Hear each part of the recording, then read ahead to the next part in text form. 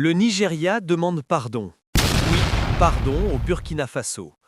Un mot fort, rare, après un incident qui a failli faire basculer une région déjà sous haute tension. Un avion nigérien atterrit sans autorisation sur le sol burkinabé, des soldats à bord, une alerte immédiate et tous les occupants sont arrêtés. Pendant plusieurs jours, le silence, les interrogations, les soupçons, mission secrète, violation de souveraineté, provocation militaire. Aujourd'hui, Abuja parle d'un simple incident et présente officiellement ses excuses. Mais peut-on vraiment parler d'erreur quand il s'agit d'un avion militaire et de soldats armés?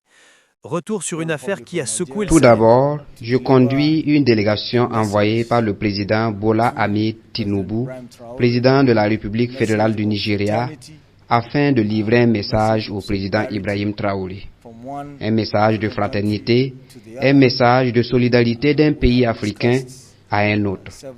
Nous avons discuté de plusieurs sujets en lien avec la sécurité de notre région, en l'occurrence la lutte contre le terrorisme, sur la manière dont nous devons lutter ensemble contre les fléaux. Nous avons aussi discuté sur des sujets relatifs à l'avion nigérien qui a opéré un atterrissage d'urgence au Burkina Faso après avoir subi une avarie. C'est déplorable qu'il y ait eu des irrégularités dans les documents, notamment sur les autorisations de survol de l'espace burkinabé. Cela est regrettable et nous nous excusons sur cet incident malheureux. Nous avons aussi évoqué le sujet d'un leader d'un parti nigérien qui fait des commentaires disgracieux concernant cet incident. Cela est lié sans doute à une incompréhension de la situation. Le président Traoré, le gouvernement du Burkina Faso et le peuple burkinabé ont été très accueillants et disposés à nous accompagner. L'équipage a été très bien traité.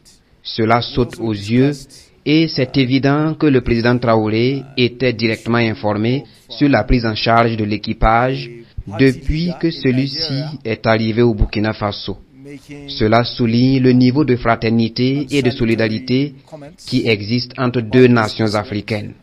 Bien sûr, nous avons évoqué aussi des points sur comment nous pouvons collaborer aussi bien avec d'autres pays de la région sur la lutte contre le terrorisme. Le Burkina Faso a enregistré des succès significatifs en la matière.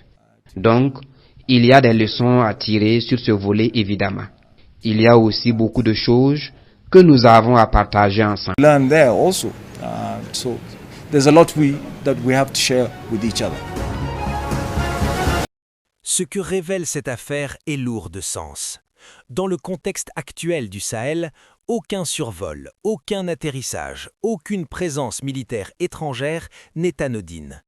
Le Burkina Faso, engagé dans une logique de souveraineté totale, a appliqué une réponse ferme, arrestation immédiate, contrôle total, zéro tolérance. Face à cette fermeté, le Nigeria a reculé et présenté ses excuses, évoquant un incident technique ou une erreur de coordination. Mais cette version laisse des zones d'ombre. Pourquoi des soldats à bord? Pourquoi aucune autorisation officielle préalable?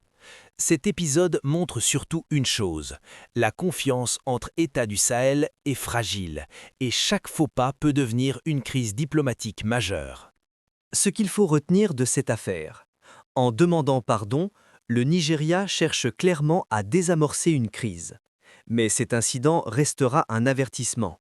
Le Burkina Faso, comme d'autres pays de la région, envoie un message clair. La souveraineté ne se négocie plus. Dans le Sahel d'aujourd'hui, chaque frontière compte, chaque mouvement est surveillé et chaque erreur peut coûter cher. Cette affaire n'est peut-être close diplomatiquement, mais politiquement, elle marque un tournant.